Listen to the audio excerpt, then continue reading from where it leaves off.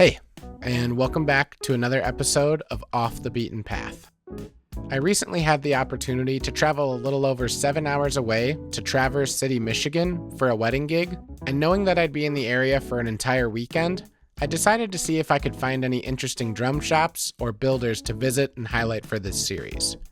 I was pleasantly surprised when I saw Farmer Foot Drums was only a mere 20 minutes away from where I'd be staying, and immediately reached out to the founder, designer, and builder, Pete Farmer, to see if we'd be able to connect.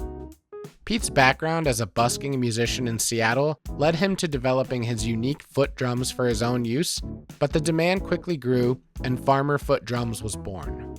For almost 20 years now, he's been developing his wide array of foot percussion instruments and supplying them to musicians all around the world.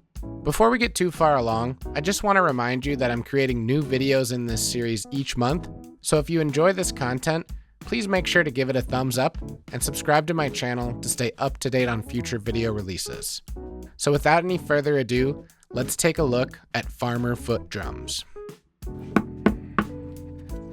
Hello, Mike. Hey Pete, how you doing? Good, how are you? Excellent. It's a beautiful late summer day here in northern Michigan, so nice to have you. Thanks for coming by. Yeah, thanks so much for having me and taking us into your world a little bit. Yes, it is a world of which I inhabit because I live just around the corner here and work here, so I don't really get out of my little world a lot. And it's nice to have visitors like yourself to come in and say hi and show kind of what we do, because we're at the tip of the mitt. We're kind of at a dead-end road. We got the Great Lakes all around us, and while it's a beautiful spot, we don't get a lot of musicians touring through here. We don't get a lot of people making that extra trip, although it's a beautiful spot.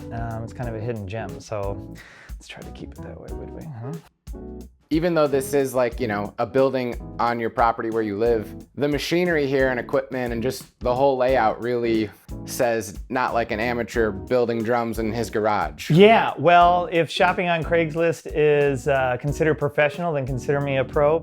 We've been scrapping away for a long time. This is our 17th year in business, and started off in a rental house where they had a garage. It was uninsulated in Bellingham, Washington, and was able to kind of cobble together something and learn a little bit about the world of manufacturing. That eventually graduated to a 200 square foot garage that was uninsulated and cold and dark with a couple hanging light bulbs, and started selling the products when the internet boom started kicking on in 2008 or 9, and moved here about 10 years ago. And it was just a pole barn with metal walls and a dirt floor. And I looked at that and it's like, tabula rasa. I can do what I needed to do in here. But yeah, built the shop and I knew exactly what I wanted out of it. We were able to find some of the tools I needed, nothing more, nothing less. I don't do much other woodworking anymore. I just kind of settled into a production mindset that if it doesn't have a home in here and it doesn't have the purpose of what we're trying to do. For example, this is like a block, granite block that is 1000% accurate for levelness. And so that's where we put a lot of our bearing edges on. I recognize changing router bits and all that stuff is kind of tricky and can lead to some inconsistency. So I bought 2 router bits and made sure that we had everything kind of set up so that we don't have to remake the wheel every time we make drums.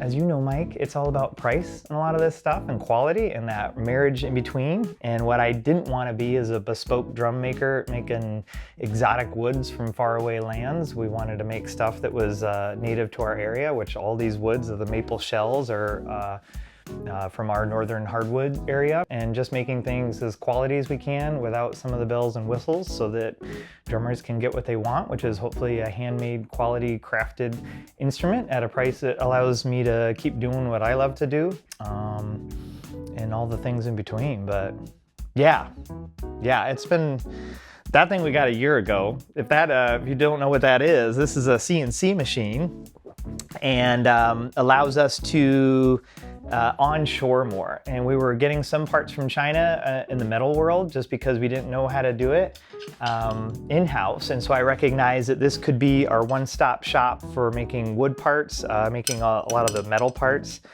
A lot of learning curves along the way, but it's just so neat to know that when you get an idea for something, you don't have to spend that $5,000 metal cost anymore. We can just do one-offs or 10-offs or whatever we sell, we make. So we don't have to inventory stuff anymore. Sourcing that all here has been super, super helpful.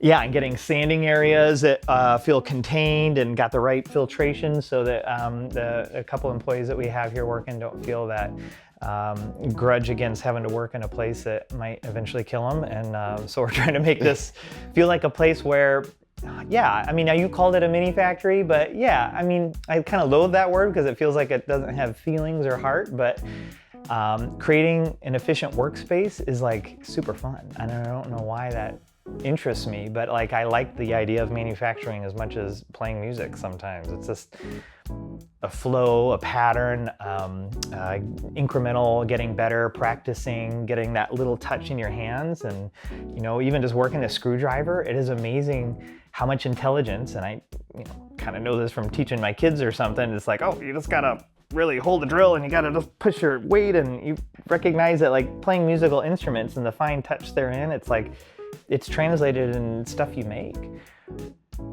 That's kind of our dust area, and then you come through the swinging doors, and this is, we'll do a lot of the assembly, computer work, shipping.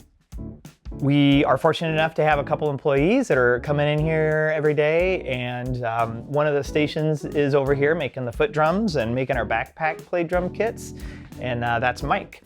And he has been here for, gosh, almost as long as we've been in Michigan. And he's learned the trade and learned how to put together these, I don't know, 600, 700, 800 part drum kits.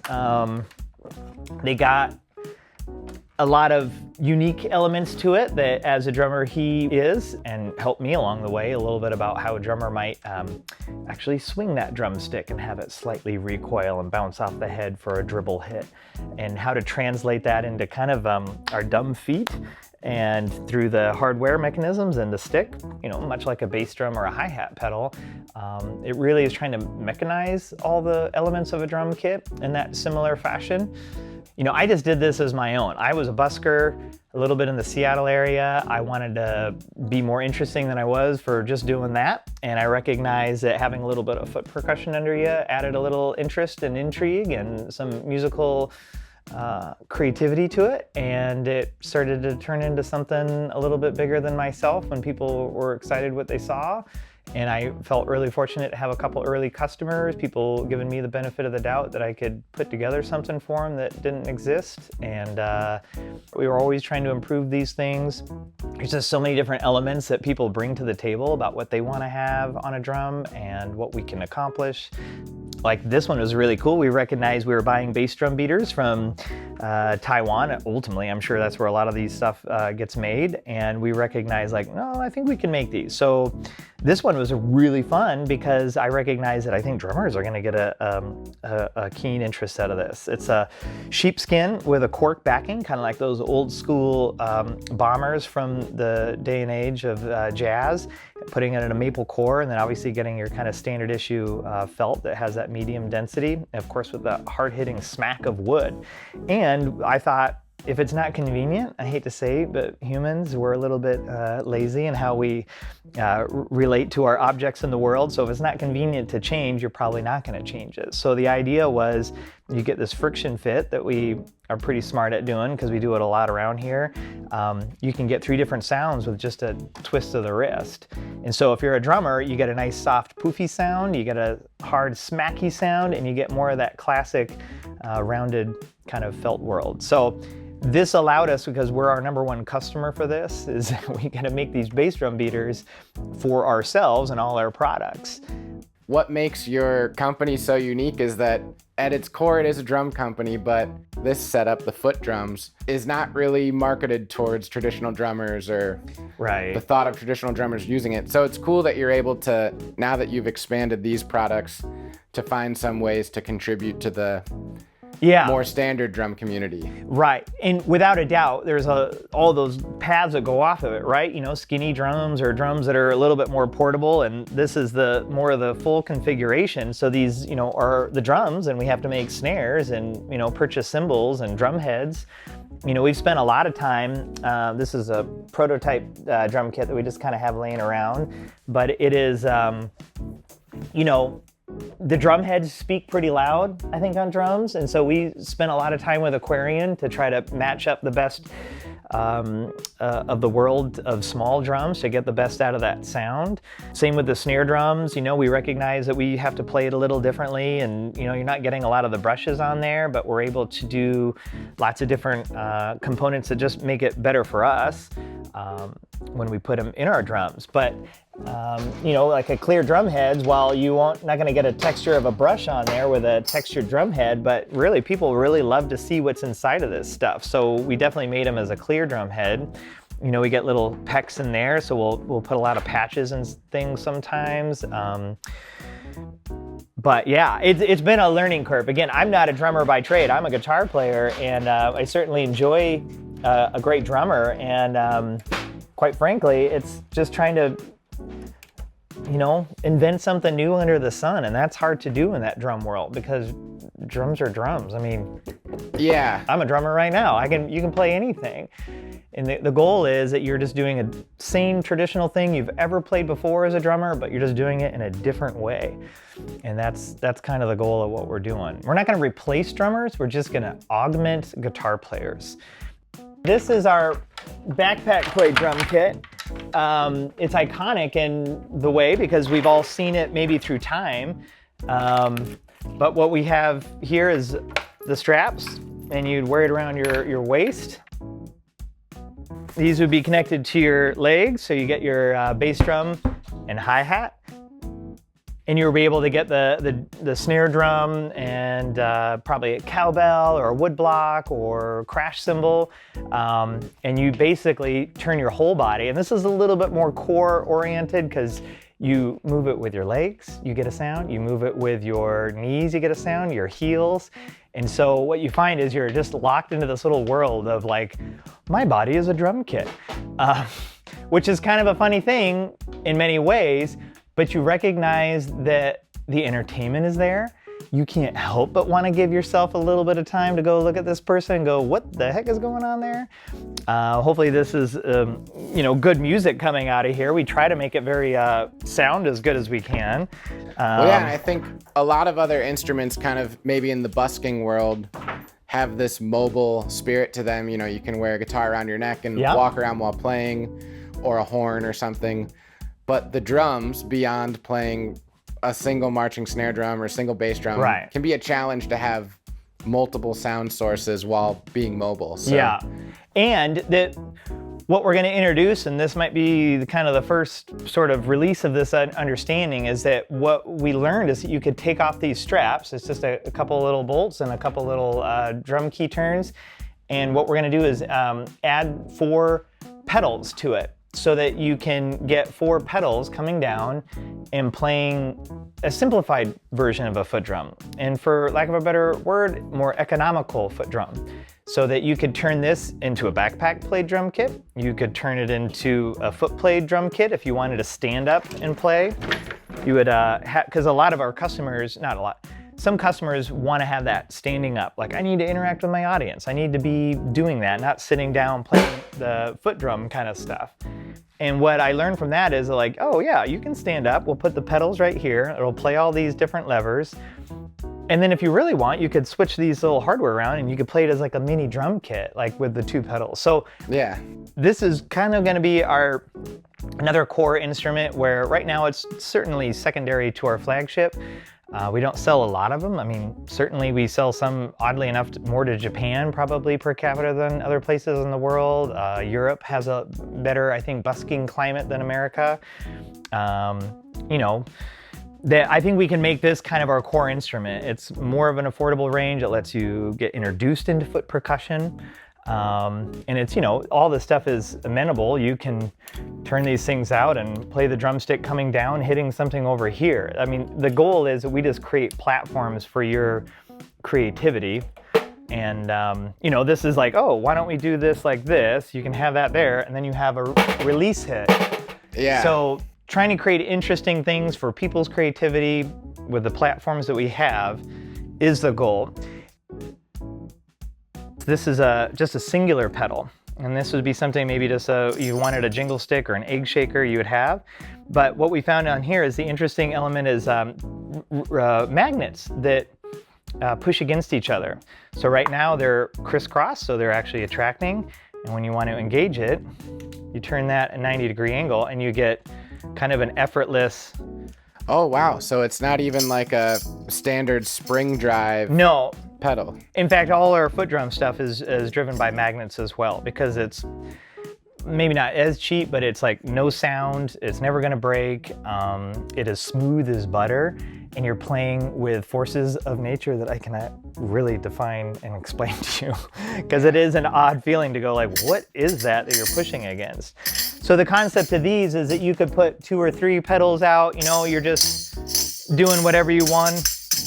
You know, whatever you want to do. It's the concept of kind of just adding together. You can do little mini snares out front. You can do a crash cymbal out front. We have all the hardware to create whatever it is you want to do. I just love, like, looking at this, you know, looks like something that was made by a person in a shop, not, you know, a factory with an R&D team. Right, and simplification has been the most interesting and most difficult of all this stuff. Like, what do you take back down?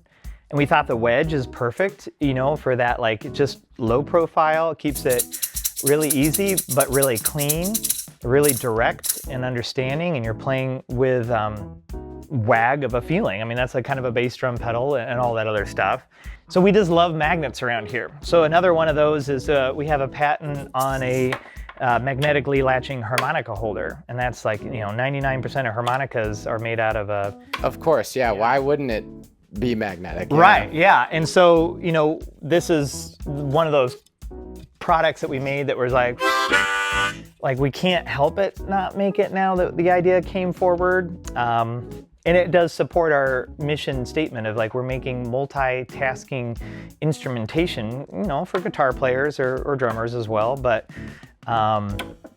just like, how do we make this really simple? You know, even recognizing you didn't need to make the whole loop, and if you got a hat and you're on stage, it's like you just want to play 1 or 2 songs with a harmonica holder. Like, this can be a lot simpler, especially when it's like up in your grill. I always thought like all these like springs and kind of goofy looking things is like, well, it can almost be distracting for someone watching a musician. Goofy, folky, fine, whatever it is. But yeah, I want to make these things a little bit more sexy, and all the stuff we make to, you know, maybe you don't need a huge bass drum beater with this contraption that you add on together just to go bing, bing, bing. It's like, well, let's just you know, make sure it's just compact to exactly what it needs to be and nothing more. If you're playing arena rock and you got a support crew, sure, whatever. But if you just like want to shove this in your bag and you're a folk instrument playing in a cafe, which is, you know, 98% of people out there in the world, heck, we sell all over to Europe and Asia and everywhere else too. So it's that balance between an interconnected world and that the internet has been able to connect us, and I hope that we're able to foster relationships through any purchase we make. But high up on our mission statement is, you know, Michael, who's sitting right there 9 times out of 10, saying, hi, my name's Michael. I'm shipping you this product, and we're going to be taking it to, you know, this is Vermont. We got Mexico, we got Ohio, Montana. Like, I have a pretty strong memory for customer names and places, and I know most of our foot drum customers by name, and we'll see them back online posting videos, and that relationship is a two-way street. Like, of course I want to support a musician who bought our instrument. It helps us, it helps them. It's like, you're buying into my family, you're buying into my kids' hopefully potential education later after high school. You're buying into my wife, who was able to afford me this job in the early years when it was struggling, that we're all in this together, and if I go away, then the products we make won't be there, and that people see that connection. Well, the shop is beautiful and inspiring, because I know this has been an evolution, and this isn't, you know, the first iteration of it, and it's taken a lot of time and such. But before we wrap this up, I know you also have a kind of small studio where you can film content. Yeah, right. Let's go walk it over. Yeah. At some point during COVID, when we weren't having band practice or other stuff in it, I decided to knock some walls down and to make it something where we could feel a little bit proud of. And The goal of this room is to invite musicians in my community to come in here and play pretty much any time of the day, any time of the night, especially with pianos and organs and stuff. You're not going to be traveling around with them, so that they can play music. And, you know, obviously we get in here too sometimes and get to record some stuff. I haven't been doing enough of it. Usually we would have our very portable drum kits right here, but we're backlining a festival this weekend, so all of our drum kits are out on the stages. And what we like to do with our drum kits is think about space and portability. Portability is also really high up there on our mission statement. And if it's not convenient or portable, you're probably not gonna use it as much. So our drum kits we kind of emphasize a lot of nesting stuff. We emphasize concert toms because we really do find that the tone and fun of playing a drum kit doesn't need to be two-headed with twice as much hardware, so we can reduce the cost and keep the sound up good. They're a little bit easier to nest and do all that. You know, we make our own brackets now, so we're trying to get, and our lugs as well, so we're trying to get into a little bit of a world where we're able to manufacture the hardware, which is, you know, it's a high bar. It's a hard step to get on manufacturing wise, but you know, we're trying to do it all, and that's maybe some of our problem around here. So we just have a lot to juggle. We don't really spend a lot of time in marketing. We rely on word of mouth so that the cost is staying low, and hopefully if we make quality stuff, the cream rises to the top. If people want to learn more about your products or reach out to you about having something built or buying one of your products, what's the best way for people to follow you? Footdrums.com. And once you go to our website, Footdrums, just like it sounds and is spelled, you'll find our contact information and a lot of the information on our core products and everything a little bit about me. Hopefully this video will be posted on there so you can at least watch it from there and kind of learn a little bit of the overview of what we're doing. And again, appreciate you. You're just across the lake, aren't you? So we're kind of in this together as well. Yeah. Yeah. I hope that I hope I can get this video out there and show what you're doing. So cross-pollinate each other. Yeah, I appreciate it, and it was a real treat to be here today. I'm glad this worked out. No, I'm glad you came, Mike. Thanks for coming. All right. Thank you. Yeah.